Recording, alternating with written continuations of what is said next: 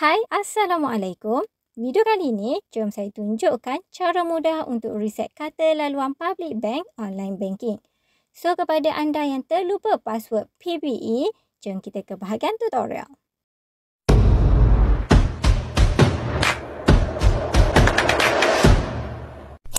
Mula-mula, sila buka pelayar internet anda. Kemudian, sila buat carian public bank. Kemudian, di paparan ini, sila klik pada bahagian PBE. Sila pastikan laman web yang dibuka adalah laman web yang betul. Untuk pastikan laman web tersebut betul, pastikan ia mempunyai simbol kunci di bahagian tepi alamat dan di bahagian alamat mempunyai HTTPS di bahagian hadapan. Ini penting untuk pastikan anda berada di laman web rasmi dan laman web yang selamat. Okey, bila dah masuk ke laman utama PBE, bagi yang lupa kata laluan PBE, anda kena klik dekat bahagian reset password atau reactivate user ID. Seterusnya, anda akan dibawa ke halaman ini. Dekat halaman ini, anda diberi dua pilihan cara untuk reset password, iaitu sama ada menggunakan nombor kad debit ataupun kad kredit. Dan pilihan yang kedua menggunakan ID ataupun password sementara. Untuk video ni saya akan menggunakan cara yang pertama iaitu melalui nombor kad debit ataupun nombor kad kredit. So, sila klik dekat bahagian sini. Lepas tu, di bahagian identification ini, anda kena isi butiran maklumat anda. Jadi, sila masukkan user ID anda. User ID adalah username public bank online banking anda.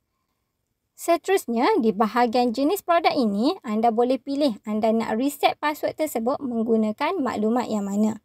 Anda boleh pilih nak reset menggunakan nombor kad kredit, nombor kad debit, nombor akaun bank semasa ataupun akaun simpanan dan juga nombor akaun pinjaman. Bagi yang nak menggunakan nombor kad debit, sila klik dekat bahagian debit card. Lepas tu dekat sini anda kena masukkan nombor debit card anda.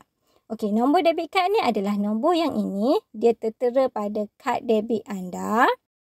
Seterusnya, anda kena masukkan nombor kad pengenalan anda. Bila dah selesai, anda kena salin semula security code yang ini dekat kotak yang ni. Bila dah selesai, anda klik dekat bahagian next.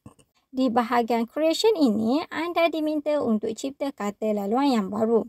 Kata laluan sebelum ni tidak boleh digunakan. Jadi sila cipta kata laluan yang baru dan kata laluan tersebut mestilah mempunyai sekurang-kurangnya 8 hingga 12 digit. Mestilah mempunyai gabungan huruf besar, huruf kecil, nombor dan juga simbol. Untuk pastikan kata laluan yang kita cipta tadi memenuhi syarat yang ditetapkan, di bahagian sini dia akan bertanda right macam ni. Okey? Di bahagian confirm new password ini pula, anda kena masukkan semula password yang anda cipta tadi. Bila dah selesai, anda klik next. Di bahagian ketiga, authentication, anda kena pilih kaedah pengesahan transaksi. Sila pilih push notification dan anda akan menerima notifikasi daripada aplikasi PBE. So, sila buka notifikasi tersebut dan dekat sini anda kena masukkan 6 digit nombor PIN PBE anda. Lepas tu dia akan keluar paparan macam ni.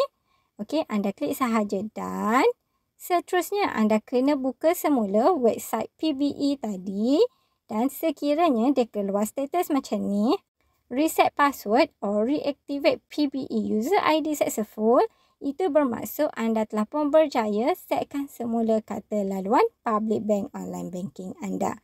Jadi sekarang anda dah boleh login ke akaun PBE anda menggunakan kata laluan yang baru anda tetapkan tadi. Okey? Mudahkan cara-cara dia. Apa-apa pun jom buat dulu. Assalamualaikum. Jumpa lagi dalam next video. Bye-bye.